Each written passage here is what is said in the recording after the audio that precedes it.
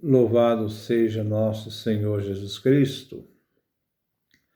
Nós vamos fazer o nosso comentário, ano litúrgico, ano C, Evangelho de Lucas, nosso 45º encontro. Vamos refletir o nosso 18º domingo do tempo comum. No Evangelho de Lucas, Jesus está subindo para Jerusalém.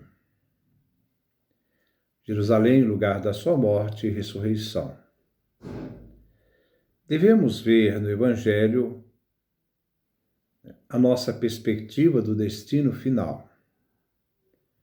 Sempre é preciso ter o fim, a realidade em que nós somos chamados a dar o nosso sim final, porque o nosso destino final é a eternidade. Quando chegar a nossa hora de sairmos deste mundo passageiro, efêmero, nós devemos, então, nessa hora,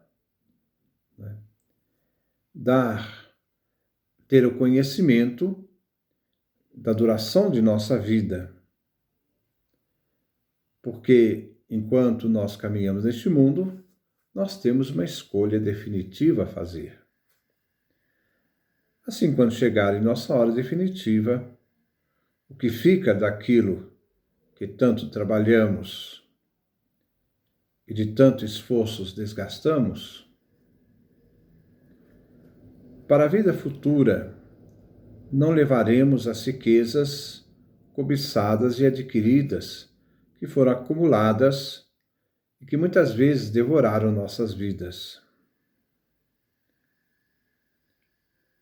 Ou então devorou nossa vida. As realidades da Terra não possuem consistência em si mesmas, pois a busca final é a eternidade, onde nada daquilo que acumulamos conta. Jesus, neste Evangelho, nos dá um alerta. Atenção, tomai cuidado contra todo tipo, isto é, sem exceção, todo tipo de ganância. Porque mesmo que alguém tenha muita coisa, a vida de um homem não consiste na abundância de bens. A ganância acumuladora que devora vidas, enquanto Deus para eles nada significa. Ou às vezes, um Deus riqueza, uma divindade, que justifica a nossa ganância, a idolatria. Como São Paulo nos lembra na carta aos Colossenses, nossa segunda leitura, a cobiça é uma idolatria.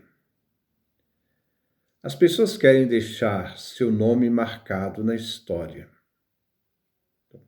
As pessoas querem deixar seus nomes marcados na história, mesmo à custa da perda da identidade, da eternidade.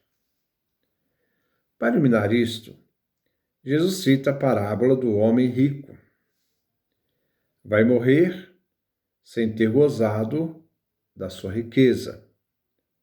O que conta é se tornar rico diante de Deus. Não devemos tornar, para nós, isto é, nos identificar com as riquezas que adquirimos. Devemos usar o dinheiro iníquo para fazer amigos. Somos chamados a aprender a sermos despreendidos e partilhar com aqueles que não têm, fazendo dele nossos amigos de caminhada neste mundo. A antífona de entrada é tirada do Salmo 69, 70, versículo 2 e versículo 6. Meu Deus, vinde libertar-me. Apressai-vos, Senhor, em socorrer-me. Vós sois o meu socorro e o meu libertador, redentor. Senhor, não tardeis mais. Este é um salmo do pós-exílio da Babilônia. A comunidade orante se coloca em súplica ao único Deus Redentor que vem em socorro de seus fiéis. Que ele se apresse, trazendo à igreja orante a salvação. A primeira leitura, ela vem tirada do livro de Eclesiastes, Coelete, capítulo 1, versículo 2, capítulo 2, versículo 21 a 23. Vaidade das vaidades. Diante de tudo que é efêmero, não se deve absolutizar o que fazemos e vivemos, porque vivemos nessa fragilidade vida. O trabalho do ser humano veio realizado com 3 realidades que determinam suas virtudes. Primeiro, o homem trabalhou com inteligência. Segundo, o homem trabalhou com competência. Terceiro, o homem trabalhou com sucesso. Que determina hoje o ser humano empreendedor. Todo esforço feito, toda energia gasta, toda centralidade no trabalho, ele não levará para si na eternidade. E deverá deixar tudo em herança para aquele que em nada colaborou. Um parasita funcional, que vai se beneficiar daquilo que ele não contribuiu. O autor diz que isto é vaidade e uma grande desgraça. Ele trabalhou para o outro, que em nada colaborou. A duração da vida se deveria preocupar, sim, com o trabalho, mas jamais se consumir num trabalho, pois tudo vai passar, e todos os trabalhos e preocupações que desgastam o ser humano também passará. Trabalhou, mas muitas vezes não sentiu o sabor de viver. A dor da vida e do empenho pode se tornar uma tortura para o ser humano. Toda a sua vida e sofrimento, sua ocupação, tormento, faz com que, às vezes, nem mesmo na noite ele repousa o seu coração. É agitado, se torna ansioso. Quanto mais tem, mais inseguro fica, pois tem que velar por aqueles que possam ameaçar o que ele trabalhou. Angústia e insegurança trazem as riquezas. As riquezas não dão vida eterna. Já o Salmo responsorial é o Salmo 69 e 90, que é do período do pós-exílio da Babilônia. A primeira estrofe é um lamento diante da fragilidade da vida e sua realidade passageira, efêmera. A vida do ser humano é como a erva do campo. A segunda estrofe, a fragilidade da existência humana, que, na sua realidade, existe e depois não existe mais. Existe de manhã, a manhã da vida, quando floresce, e também está vicejante, cheia de vida, mas à tarde vem cortada a morte e a seca. A terceira estrofe, o salmista suplica a Javé Deus para que em sua eternidade volte e tenha compaixão de todos os seres humanos em sua debilidade.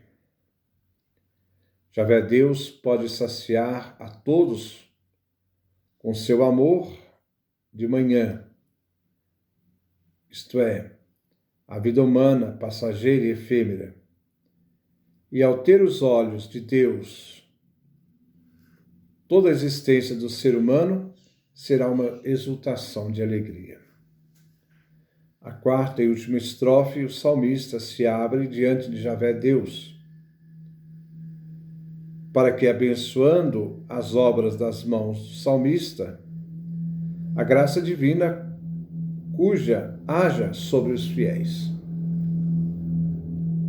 É Deus aquele que abençoa o que o ser humano constrói em vida. A segunda leitura vem tirada da carta de São Paulo aos Colossenses, capítulo 3, do versículo 1 a 5, do versículo 9 a 11. É uma carta do cativeiro de São Paulo,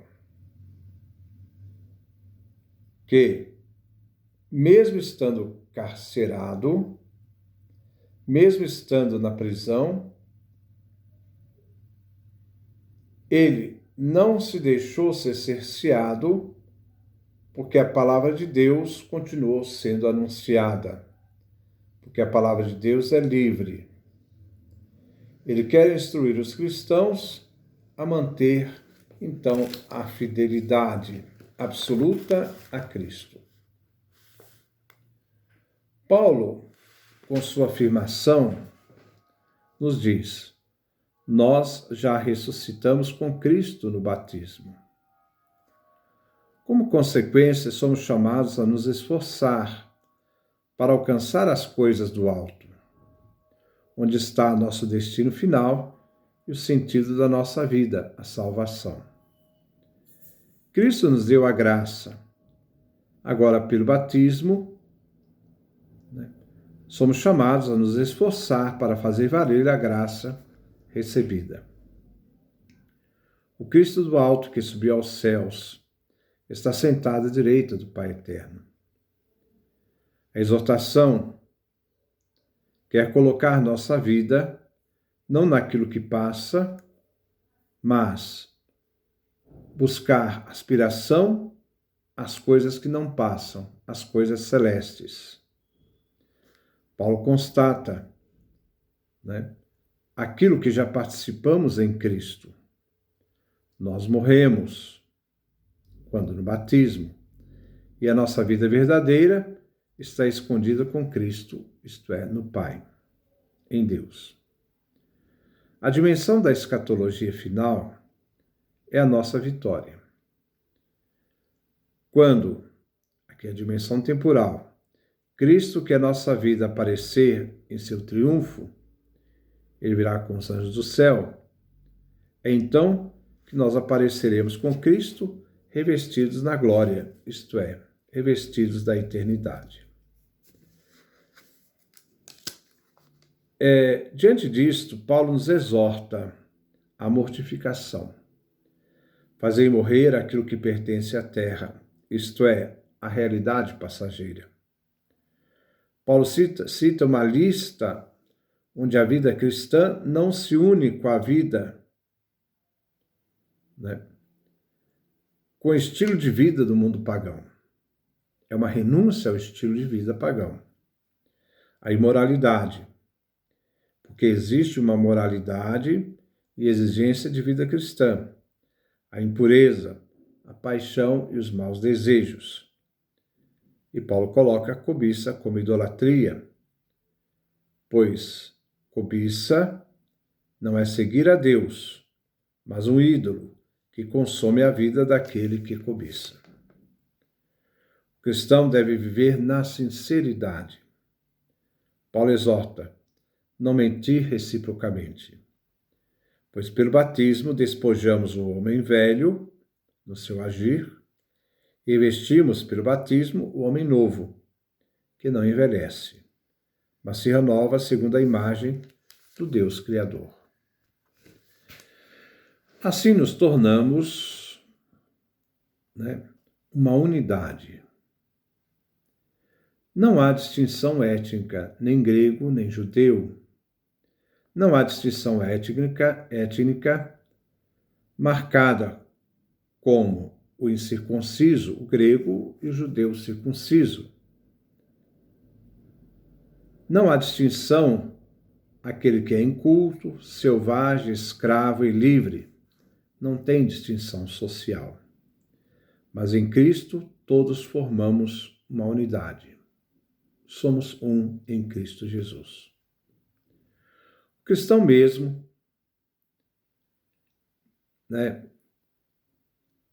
sabe que Jesus ressuscitou. O cristão não acaba de mortificar nele o que se tem de terreno passageiro. Por isso temos que lutar, batalhar constantemente na tentativa de manter a graça recebida em Cristo, porque há uma tendência no ser humano de buscar aquilo que é terreno e passageiro. E ele tem uma luta constante a ser vencida. O Evangelho vem tirado de Lucas, capítulo 12, versículo 13 e 21.